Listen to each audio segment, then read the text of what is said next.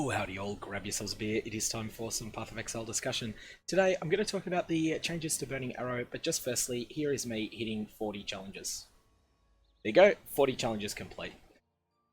That was the last one that I had, was to spend Blight oils. I hadn't used a gold, I hadn't used a silver, and I hadn't used an opal essence, so I found a unique item that was useful on all of them, and that would synergize well with them, and stuck it on it. Anyways, that is 40 challenges done. In terms of the thing that this video is about, though, is discussing Burning Arrow.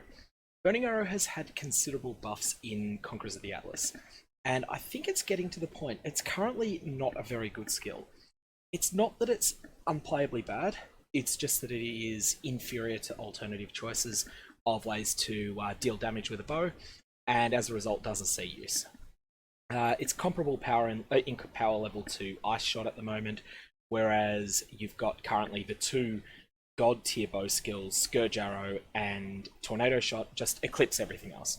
Now we already know that Tornado Shot's getting nerfed, and I think it's a pretty safe bet that we're also going to see significant nerfs to Scourge Arrow as well. And so at that point, that creates space for Burning Arrow to thrive. So let's break it down mechanically. 184% effectiveness of added damage is a lot. That means that this skill, if you're adding damage onto it from, say for instance a bow that has plus X to Y fire damage on it, you're going to get a lot of mileage from that. This isn't 184% at lower gem levels. It'll start out probably at about 150% and then scale up to 184% as you level the Burning Arrow gem up. So 10% to fire damage over time multiplier. This is hypothesized to be the quality bonus.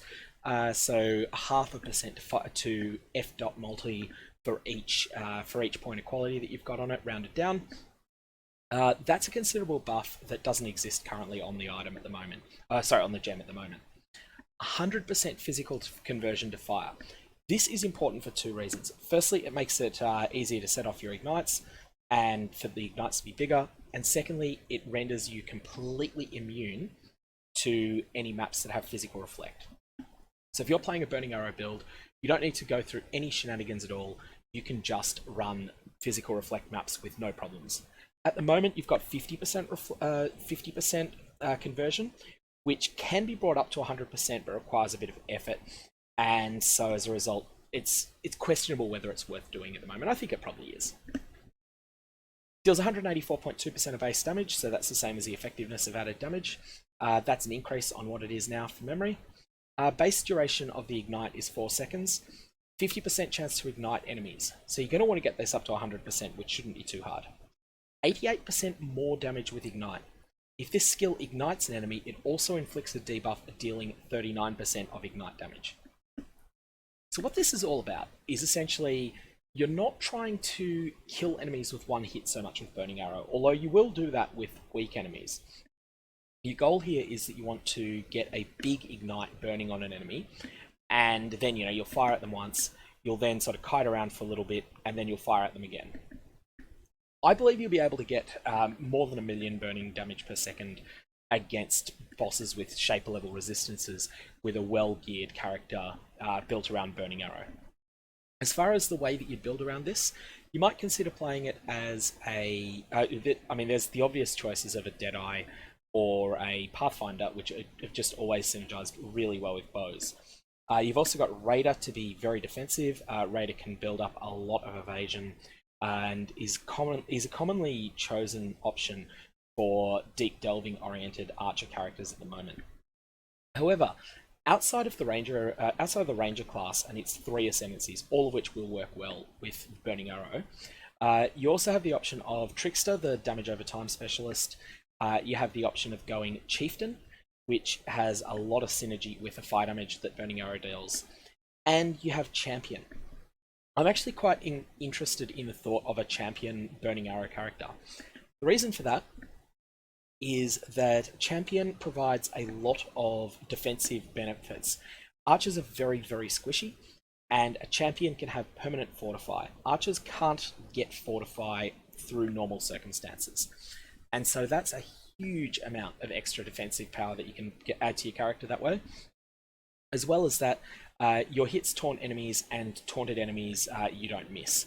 So this is something that means that once you've hit an enemy, all your future attacks at that enemy hit. These two things combine to make the champion something I would consider building around Burning Arrow. We're going to need to see if there's any real changes to the passive tree, and it's entirely possible that I'm missing something as well, but they're the ways that I'd consider building around this.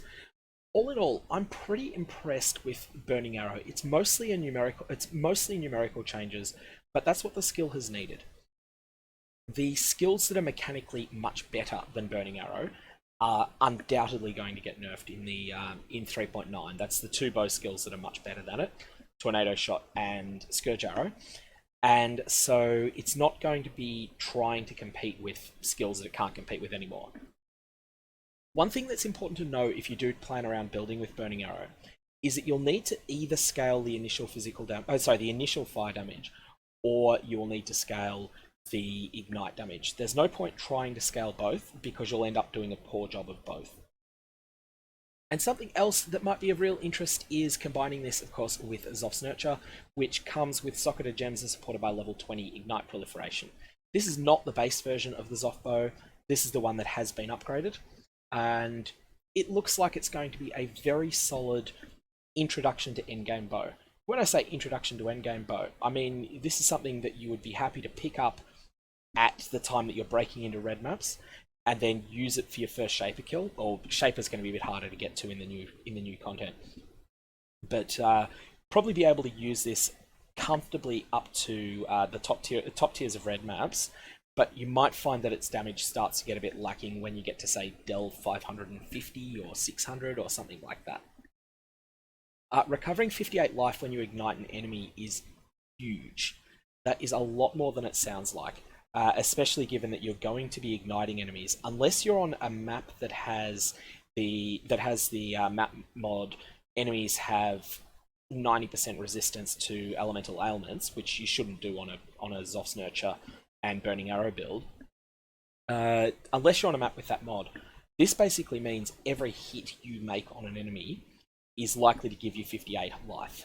That's a huge amount of life sustain, and it's going to mean that you're going to be very, very, very capable of regenerating from very low life to very high life once you scale enough attack speed, which of course you will have. The extra physical conversion to fire isn't useful on Zoph's Nurture. You've already got it built into Burning Arrow, but it's there potentially for other builds to use. Anyways, this looks like it's going to be quite an interesting skill. If you've got any comments or questions though, definitely fire away below.